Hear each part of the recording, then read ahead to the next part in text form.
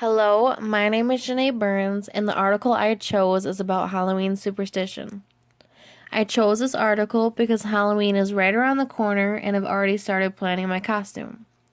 The article begins, Halloween has always been a holiday filled with mystery, magic, and superstition.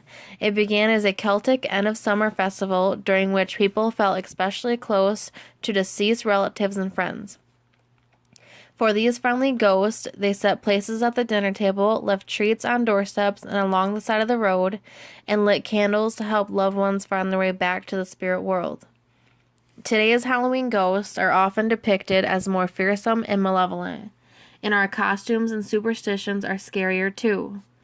We avoid crossing paths of black cats, afraid that they might bring us bad luck. This idea has its roots in the Middle Ages when many people believed that witches avoided detection by turning themselves into cats. We try not to walk under ladders for the same reason. This superstition may have come from ancient Egyptians who believed that triangles were sacred.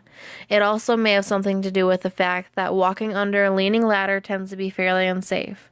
And around Halloween, especially, we try to avoid breaking mirrors, stepping on cracks in the road, or spilling salt.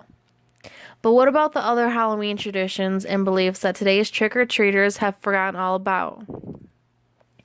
Many of these obsolete rituals focus on the future instead of the past and the living instead of the dead. In particular, many had to do with helping young women identify their future husbands and reassuring them that they would someday, with luck by next Halloween, be married. In 18th century Ireland, a matchmaking cook might bury a ring in her mashed potatoes on Halloween night, hoping to bring true love to the diner who found it.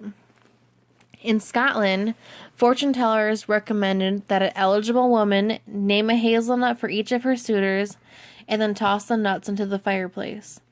The nut that burned to ashes, rather than popping and exploding, the story went, represented the girl's future husband. In some versions of this legend, confusingly, the opposite was true. The nut that burned away symbolized a love that would not last. Another tale had it that if a young woman ate a sugary concoction made out of walnuts, hazelnuts, and nutmeg before bed on Halloween, she would dream about her future husband. Young women also tossed apple peels over their shoulders, hoping that the peels would fall on the floor, in the shape of their future husband's initials. Tried to learn about their future husbands by peering at egg yolks floating in a bowl of water, and stood in front of the mirror in the darkened room, holding candles and looking over their shoulders for their husbands' faces. Other rituals are more competitive. At some Halloween parties, the first guest to find a burr in a chestnut hut would be the first to marry. At others, the first successful apple bobber would be the first down the aisle.